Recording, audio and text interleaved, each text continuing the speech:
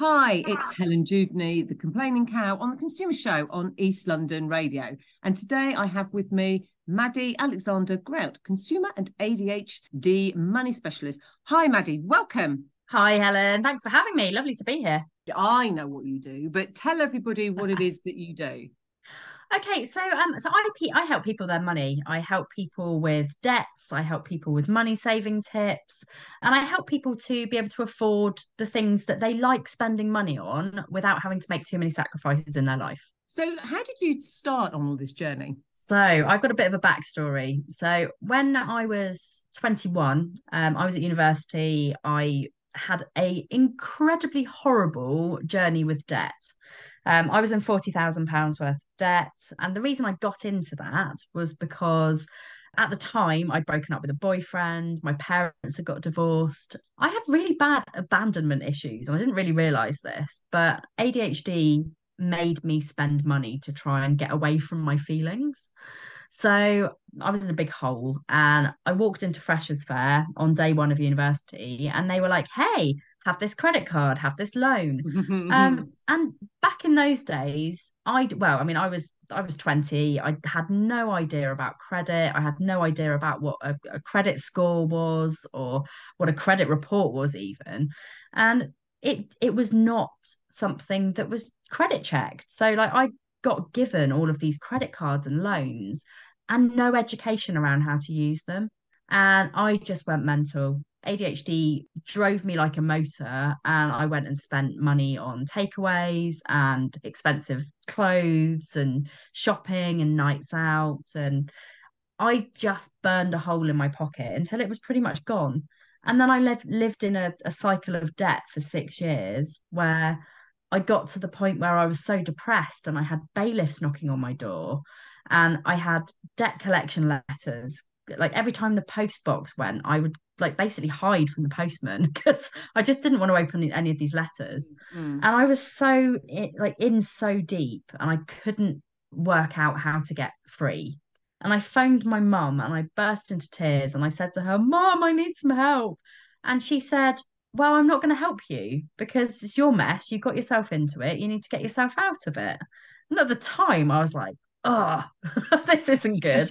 Yeah, Um, thanks, Mum.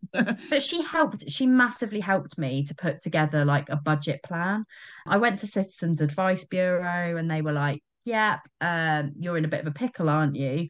But there wasn't anything around. So there wasn't like step change like there is now that can really Mm. help you with your debts. There just wasn't anything around. So Citizens Advice was basically my only option.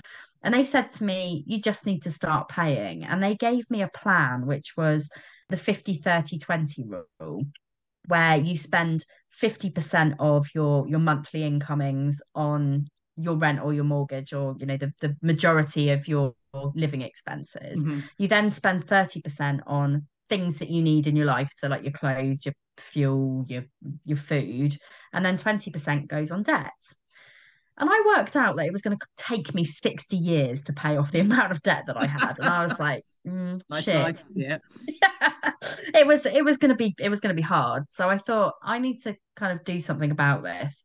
So I changed my mindset completely and I changed the rule to the 50-40-10 rule. But rather than paying 10% on my debts, I put 40% on my debts every single month and I lived on 10% of my monthly wages. And that was hard. That was really hard. But I changed into this like thrifty super saver. And I'd go to supermarkets, I'd go yellow sticker shopping like 5-6 times a week and just make food from bargains. And if I couldn't find any yellow stickers that I could make food with, I just used to live on tinned tomatoes on toast and gin, a lot of gin, cheap gin, like Lidl gin. It was gross. I mean, it tasted like paint stripper. Yeah, and I lost loads of weight and it was lovely. And then yeah, when I started to get money again, I started to get fat. But it was one of those things where I had to save money and I didn't buy any new clothes for about 4 years. I just went to charity shops and just thrifted, bought secondhand, and I did everything in my possible power to save money.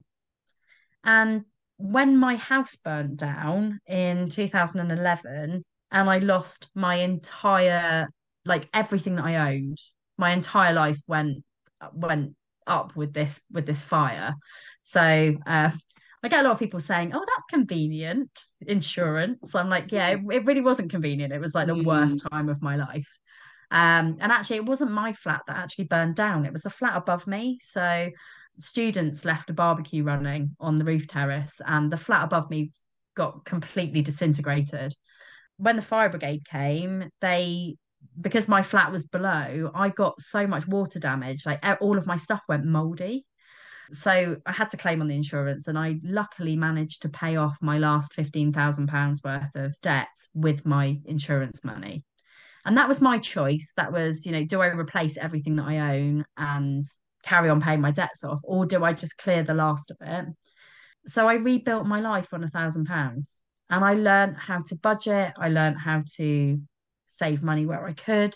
I used discount sites, I used coupon sites, I used cashback, and I just learned how to be thrifty. And then my child came along, my first child, and I realized how expensive it was having a child. Yeah, they are a bit, aren't they? Oh my God. And I was just like, I can't believe that. And I'd been debt free for a year by the time I got pregnant. My first thought was, how the hell am I going to cope with a baby? I can barely afford to like do anything myself. I had quite a nice job. So, I was earning some okay money, but I decided that I was going to just save on anything and everything. So I used to get like the books in the back of Bounty that had all the discounts in. I bought all of my baby stuff secondhand. So I went and found a nice pushchair on Facebook, and actually it was brand new. So I got a lovely Casato pushchair that somebody had won in a competition and they were selling. So I got it for like 300 quid when it should have been 800. So I still had some really nice things, but I just shopped around.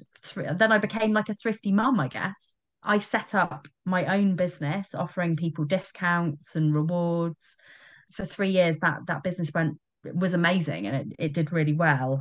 Sadly, the pandemic took it like the pandemic did with a lot of businesses. But I came out the other side and I thought, you know what, I've learned a lot of lessons from running that business.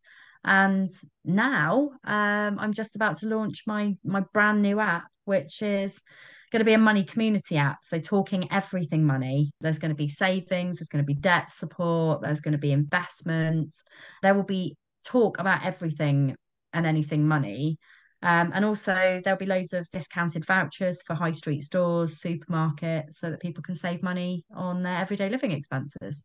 Well, that sounds good. There'll be some consumer advice in there as well, won't there now? There will be, from like a really lovely complaining cow that I know. not A, I think it's the. The complaining cow. I know, I was trying to be mysterious, but yeah, I'm very excited about working with you. So so Helen's going to be giving her advice in the app as well. The app's called Mad About Money. Yeah, I'm excited. It's something that's a bit new. It's a bit unknown, but I feel like Martin Lewis is an absolute legend. Don't get me wrong, he's done so much for this country, and he is the go-to person for money saving. But I have lived and breathed this experience where I've been completely on the breadline. I've had no money. I haven't had like literally 2 pennies to rub together, and I've had to make a meal out of nothing. And I feel like people really need that relatable advice from someone who's been there and done that, and can see that actually it is possible, rather than hearing it from somebody who's a multi-millionaire. Yes, this is how you save money. Actually, somebody who's been there, been £40,000 in debt or 20,000 in debt, and actually see these people turn their lives around. That it is possible, because it gives people hope, and they won't feel afraid to ask the questions that they really want the answers to, because it'll be a safe environment. Yes, it's going to be a safe environment where people can actually be themselves. There's nothing to be ashamed of being in debt. It happens to the best of us. So I've been in £40,000 worth of consumer debt. I have been in £35,000 worth of business debt. There hasn't really been a situation that I haven't been in. I really feel like when people are feeling so vulnerable, and often at the lowest point in their lives where they feel like they haven't got anywhere else they can go, they don't want to, yeah, they don't want to be going to Martin Lewis, who's a multimillionaire. They want to be going to somebody who's been there, who's done that, who's bought several t-shirts. I mean, I have lots of t-shirts, mainly because I've got ADHD and I have a problem with spending. But that's the other thing. So I work a lot with ADHD people, mainly because there is this thing that you may have heard of called ADHD tax. It actually costs a lot of money to have ADHD because we are not very good with our money. We get into debt, we spend too much, we're impulsive. And I coach people on a one-to-one basis, and I do this through Access to Work. So the government pays for it rather than the individual, which makes me feel good because the last thing I want to be doing is charging somebody when they're at their lowest for support with a budget plan or getting out of debt. But that's how it works with the ADHD tax is horrific. So people want somebody that they know is relatable, that will help them out of their situation if they're in a bit of a hole. And that's what the app's going to be. It's going to be a supportive community where people can ask questions, people can find out. There's no such thing as a stupid question. There's no such thing as a stupid answer because everybody's got different ways of saving, different ways of managing their money. One of the things that people don't really think about is that people save money for a variety of different reasons. So for me personally, I used to save money because I had none. I was completely on the breadline. I was penny pinching. Most of the time, I didn't know where my next meal was coming from. I got myself into a pattern where I save pretty much professionally for a living now. And the reason I save now is not because I'm on the breadline anymore, but it's because I enjoy it. It gives me that dopamine that spending used to give me with my ADHD spending addiction. And for me, when I save money, I get really excited. So if I get a discount, that gives me the same dopamine as if I was to go and buy an expensive pair of shoes. Do you see it's a challenge to try and save more and more? Yeah. And get that sort of reward? I do. And that's one of the reasons why I work so well with ADHD people, is because our brain is constantly searching for reward. So if I could go to a charity shop and I find a bag that could have been 100 quid, but actually I'm going to get it for 4, to me that's a massive win. I get a discount on something and it gives me a massive buzz. I put a load of change in my change pot. That gives me a massive buzz. I do cash stuffing as well, and I actually cash stuff for fun. So a lot of people cash stuff to budget and manage their everyday lives. And there are some amazing people on TikTok. Mum Who Budgets is one. Yasmin Camilla's another. They're wicked. They're so good at what they do. And I'm in awe because I don't have that much organisation. But I cash stuff because I want to go to gigs. I want to go to festivals. I want to go to the pub at the weekend and go and watch the rugby. And I know that my normal wages are sorted for my bills and my mortgage and everything that I need for my everyday living expenses, and then anything that I have over that goes in my cash stuffing binder, and I use that for my fun money. Does that make sense? Yeah, absolutely. I mean, who doesn't love a bargain? I don't think it matters how much money you've got. If you get a bargain, you're like, yes. It's a win. That's just human nature, isn't it? Yeah, and it does give you that dopamine hit that you need. I realized that actually I hated my life before. When I was at university and I was spending and I was just buying everything all the time, I hated myself. I hated how guilty I felt when I spent money. And I knew that I wasn't supposed to be spending that money because it wasn't mine. It was all credit. And I just was young, naive, and I just didn't expect that the repayments would almost bankrupt me, but they did. I had to change the way that I shopped. And now I absolutely love life. My kids get really excited about going to the charity shop. The first place that they go when I very rarely take them to the supermarket, because I have to admit I try and tend to leave them at home because it is cheaper, much cheaper to leave your kids at home. Don't shop hungry and don't take your kids. Exactly, my two number one rules. But when I do take them, they head straight to the reduced to clear section because they love finding bargains with me, and it's almost like a bit of a game for them. So there are ways, like anybody who says they don't have any money, even working on the smallest of small budgets, like a universal credit budget, for example, you can still make that money go further by making sensible decisions. What would be your top tips for saving money? Well, first of all, looking at your bank account and knowing what you've got available. So having a budget is the first point of call for anybody, knowing exactly what's coming out of your bank account. So what's going on your bills, what's going on your mortgage, then take whatever's left and make sure that you've covered everything that you usually do. So if you've got a Netflix subscription or your mobile phone bill or anything that's reliably coming out of your bank account, you need to account for. And then you need to set yourself a fun budget because life is crap if you don't have any fun. So my fun budget is I actually sell stuff on Facebook to add to my fun budget so that it's more fun because I want to do things like go on holiday and I'm saving in cash to go to Croatia this year. So I'm 40 this year, so I feel like I've deserved a little treat. Um it's about looking at your spend and knowing what's available because when you start knowing what's available, you can start saving. Every single month, I transfer money into different saving pots. So I've got a plum account. So I put £100 a month into my plum account. I put £100 a month into Lockbox. Lockbox is amazing. It's a really good way of actually repairing your credit rating if it's damaged, or actually growing a credit rating if you don't have one. So essentially, they give you a loan. You don't get the loan. You pay it off over a year. And then after the year is done, you get the money in a lump sum. So this April, I'm going to get a lump sum of £1,300 or something similar, which is quite nice. There is a £30 fee to get it out at the end, which is slightly naughty of them, which I've only just found out about. But it's a good way to save.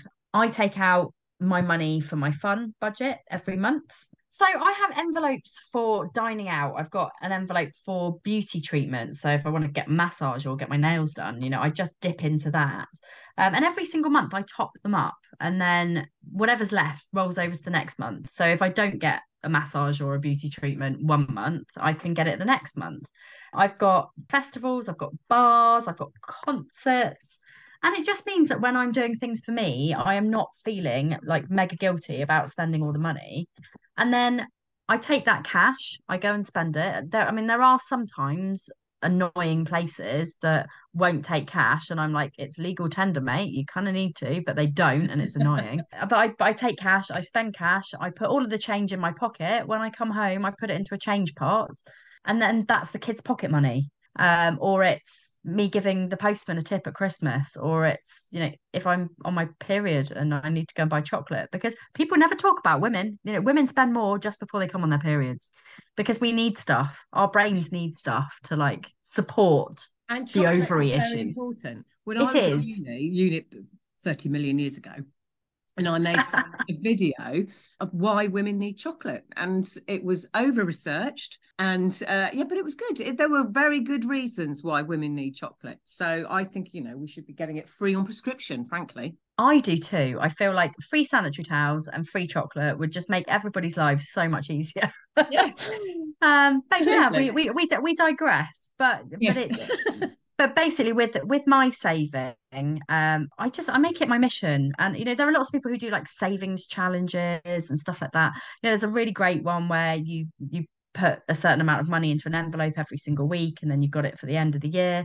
That's too prescriptive for me. My ADHD brain does not compute when it comes to ticking things off on a spreadsheet. Or like, I've still got two fully full advent calendars that I bought for the kids that we've maybe done about 3 or 4 doors from because we just forgot. You see, I'm ADHD, my kids are ADHD, and we just, yeah, anything that's processed just doesn't really compute. So I think for me, it's about, I've found a system that works. So I now like, and I'm trying to declutter my house at the moment. So I'll go into a room, I'll declutter an area or a drawer, I'll find stuff to sell, I'll chuck it on Facebook Marketplace, I'll sell it, and then I'll put my cash in my cash binder. So I know I've got some fun money. So it's nice when you've got to change your mindset a little bit around it. Saving money doesn't have to be boring, and it doesn't have to be for boring things. If there was an emergency, that's what I use my Plum account for. So every month I put £100 into Plum. if my dishwasher broke or my fridge broke or whatever, I've got that rainy day emergency fund that I've saved for in Plum. But I know that the money in my cash binder is basically just money for me to go and get pissed with, mainly. But it works because I know now that I've got my bank account, which is for all of my everyday bills, my mortgage, my gas, my electric, my phone bill. I've got my fun money, which comes out of the binder, and then I've got my emergency money, which comes out of the Plum account. So then I'm also saving and investing. So I've been investing in small businesses for the last 3 years or so. I did a crowdfunding campaign with my last business and realized how utterly horrible it was and how hard it is to raise money as a small business. So, so I thought, do you know what? Anytime I see a business that I really like, especially the fintech ones, because I really believe in them and I like working with them, I'll go and I'll put, between 20 and 50 quid into supporting their crowdfunding campaign. I may lose probably 80% of that money, and I'm aware that that money is going to be lost at some point. But there's going to be one who like floats on the stock market, and I'm going to go, yeah, brilliant. That was probably the 600 quid I've spent over the last 2 years, and it's helping people, and I like helping people. It's But my that's the my thing, isn't it? And that's ethos. also, also sort of on the lines of what you're saying. It's not if you are in debt or you want to save money. It's not just about saving money and buying cheaper things. It is about No, making money as well. That's the best way to save exactly. money, is making money. Exactly. And thinking about the unexpecteds as well. What happens if something goes wrong? Like you can budget to within an inch of your life, but we're all human and we all make mistakes. So I made a mistake. My mother-in-law sadly passed away before Christmas, and I was not in a great place mental health wise. And I stopped checking my bank account for a few weeks.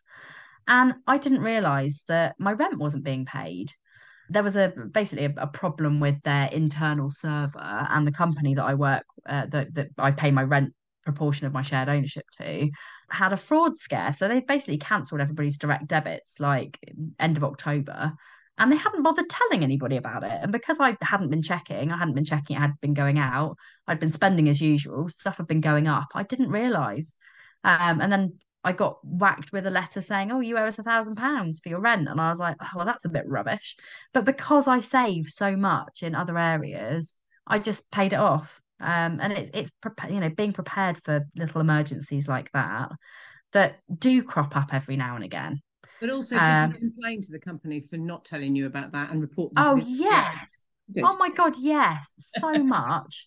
And they were like, "Oh, you can pay it off over 6 weeks, but it's your fault for not checking." And I was like, "Look, No, it's it's not. your No. fault." No, I was like, "It's your fault." I was like, "It's your fault for cancelling my direct debit, not telling me, and then giving us a completely different process to follow up, Yeah. and I not think you'll actually." find the direct debit guarantee and the ICO will have a different view. But that again is Yes, about people knowing that kind of stuff. And they'll exactly. just think, oh, and so I've got to pay all this extra stuff. It is also about actually finding out your rights. Just because a company's told you XYZ does not mean to say Not XYZ me. is true. No, and this guy was a proper a-hole as well. Yeah. Like, he was Yeah. he was not a nice guy that I was dealing with, and he was very like hoity-toity, and I told you so, and you should have paid this, like you should know better. And I was like, mate, I'm a money specialist. I am so all over my money all the time, but even normal people, especially normal ADHD people, do mess up every now and again. And it's about owning that and being able to fix it, which I did. But yeah, why be so hoity-toity and horrible? Complain to the CEO. Oh yeah. Oh, CEOemail.com, get the CEO's email address and complain and say, actually, this is your fault. What have you told the ICO? Direct debit guarantee. And I'm going to write about this on my website. Would you like to provide a comment? oh yeah. Oh, See, I I'll love always have it. these companies. I'll have them. Love it. Absolutely love it. That's like devious but great. That brings me on to the other side of what I do as well. So I help to support people who really are in a massive pickle with money, essentially. So I can help with budget plans, I can help with debt management plans, and even going down sort of like the IVA and bankruptcy route, which I've been very close to doing myself in the past. There used to be a massive stigma around bankruptcy and how it's the worst thing in the world, but actually Mm-hmm. it can be a really good way out for people if they're really struggling. So I help people from all ends of the spectrum. Often it's paid for by the government, which is always nice, rather than being paid for by somebody else. And in certain circumstances, I do just have calls with people and help them out. But it's all on my TikTok. Like that's where I live. I live on TikTok under a bridge like a troll. There's so much that I could talk about with regards to money saving. There are so many elements to it. It's not just about how much money you've got in your bank. It's how much money have you got elsewhere. Are you investing? Are you saving? And a lot of people right now will be thinking, but I don't have any disposable income. I've got nothing that I can give towards saving. You're probably wrong in the nicest sense of the word. There are always ways that you can cut down on your monthly living expenses. It's just knowing where to look. Yeah, and it's part of the fact that that people don't have financial education in schools. They're just expected to know all that stuff. No, and then that's one of my passions. Really getting that financial education out there to as many people who will listen as possible.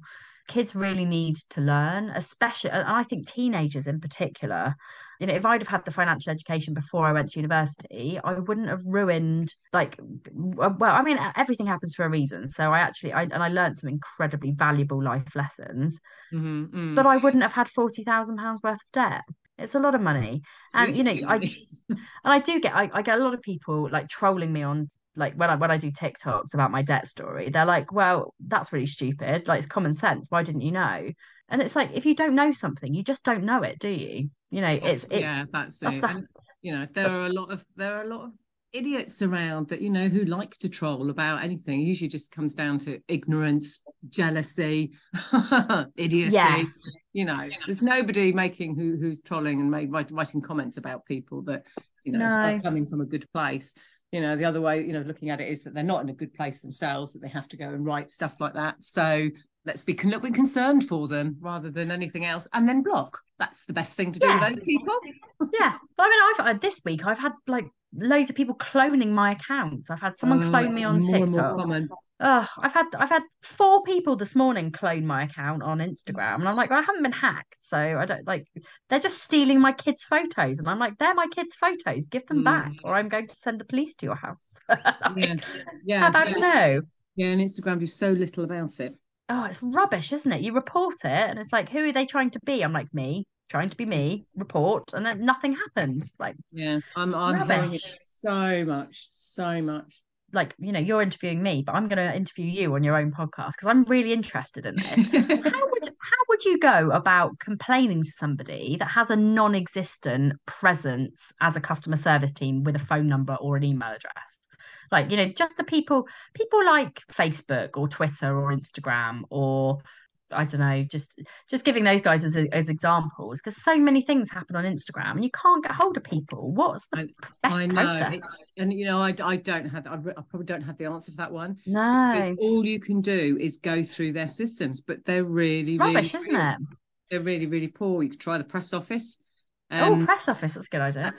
That's a different route that you can say that if you're a journalist, you can go via that route. I have done that, for a couple of people. I've gone, well, actually, this case is mad. This person's got tens of thousands of followers.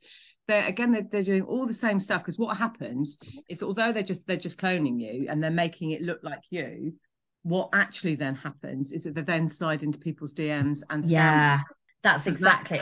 That's what happens, and that's why you need to be sort of on top of it, or what people need to be on top of it, and getting as many people as possible to report the accounts, and just keep going with it, because it is a faceless sort of organisations. But other than the social media giants who are appalling in their customer service and clearly don't care, for anyone else would be that site that I mentioned earlier, that that you say you can't get hold of anybody. You just go to ceoemail.com and get the CEO's email address. They're not going to respond personally, although some do.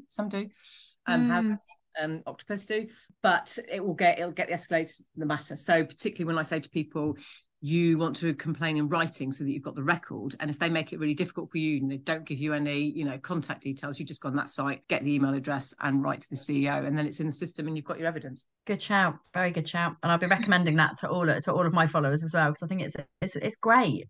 Having someone like you You're so unique, Helen. I love it. Yeah, broke the mold when they made me. Didn't want to make the same mistake twice. That's the best way, though. So the best way. Tell everybody where they can find you. As I said, I live on TikTok under a bridge. So the best place to get me is on TikTok, Mad About Money Official. My website is madaboutmoneyofficial.co.uk. If you join my mailing list at the moment, we've got some really exciting offers coming, which will save people quite a lot of money. And also, you get early access to the app as well when the app launches, which is coming very, very soon. And there's going to be some really nice member perks and stuff in there as well, like discounted vouchers. So go and join that. I'm on Instagram, Maddy About Money, because someone had stolen my name who's got one follower. That annoys me. Oh. So annoying. Maddy Alexander-Grout on LinkedIn. I'm kind of everywhere, really. Come and find me. Great. Well, thank you very much. It's been really good chatting to you. Maddy, thank you very much for your time. Thank you for having me. I've loved every minute of it. It's been great. So if you would like to suggest a topic to cover or a guest to interview, please email me at helen@eastlondonradio.org.uk. And you can find me on www.thecomplainingcow.co.uk, where there's lots of consumer advice and rights and stuff on topical issues and stuff for free on there. And you can find me on Twitter at Complaining Cow and The Complaining Cow on Facebook and Instagram. And you can get 15% off my books, How to Complain, The Essential Consumer Guide to Getting Refunds, Redress and Results, and 101 Habits of an Effective Complainer with the code ELR15. Thanks very much for joining me and see you next time. Bye.